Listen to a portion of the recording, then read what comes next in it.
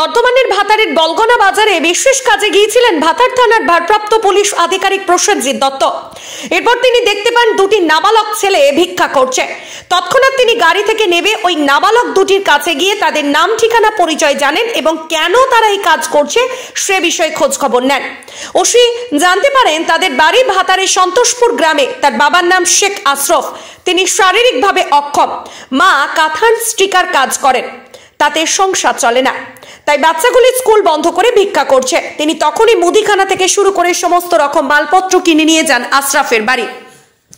এরপর তার দুই ছেলে ইসমাইল শেখ ও আশরাফিল শেখের সমস্ত পড়াশোনার দায়িত্ব নেন। তাদের সমস্ত খাতা পেন তিনি কিনে দেন। সেখানে তিনি থেমে থাকেননি, তার মা যাতে মাসে কিছু আয় করতে পারে সে কথাও তিনি ভেবেছেন।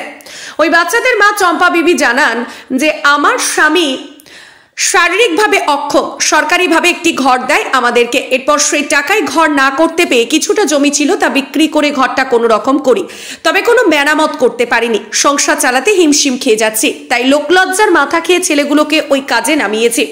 তবে বড়বাবু যে আশ্বাস দিয়ে গেলেন তাতে করে ওদেরকে আর ওই কাজে পাঠাবো না, ওদের পড়াশোনা করব। স্থানীয় বাসিন্দা আব্দুল সেলিম জানান পুলিশ কেবলমাত্র তাদের থানার কাজে ব্যস্ত থাকেন, কিন্তু তার বাইরেও যে পুলিশ কাজ করে এই ভাতার থানার নতুন বড়বাবু প্রসেনজিৎ দত্তকে দেখে শিখলাম। তিনি আজ যে দায়িত্ব নিলেন তাহলে বোঝানোর ভাষা নেই। আমরা যাব ভাতার ভাষী হিসাবে, চাইব উনি সবসময় সুস্থ থাকুন, সাধারণের পাশে থাকুন।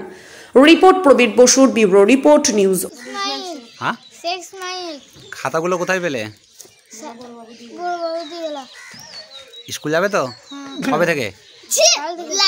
কাল থেকে। স্কুল কামাই করবে না?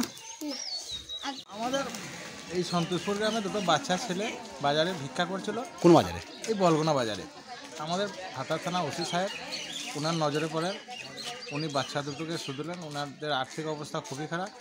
বড়বাবু সাহেব, ওসি সাহেব নিজে এসে ওনাদের বাড়িতে ছেলে দুটোর লেখাপড়া এবং ওনার আশরাফের সংসারের দায় দায়িত্ব সমস্ত উনি ধার কিনলেন।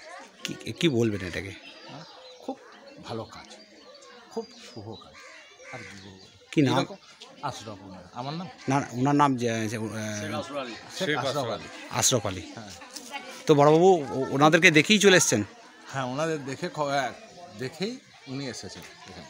ছেলেগুলো কি স্কুলে পড়ে না? না, ও ভিক্ষা করে কি করে পড়বে? সংসারের আর্থিক অবস্থা খুবই খারাপ, কি করে পড়বে? তো কাল থেকে কি স্কুল যাওয়ার কথা বললেন? বললেন উনি, ওনাদের দায় দায়িত্ব, সংসারের দায় দায়িত্ব উনি পুরোটাই নিলেন। এরকম ওসি সাহেব আমরা ভাতার থানায় এর আগে দেখা যায়নি। কি নাম আপনার? কি নাম? আমার নাম আব্দুল সেলিম। বাড়ি? ডাঙ্গাপাড়া, ওই পাশে।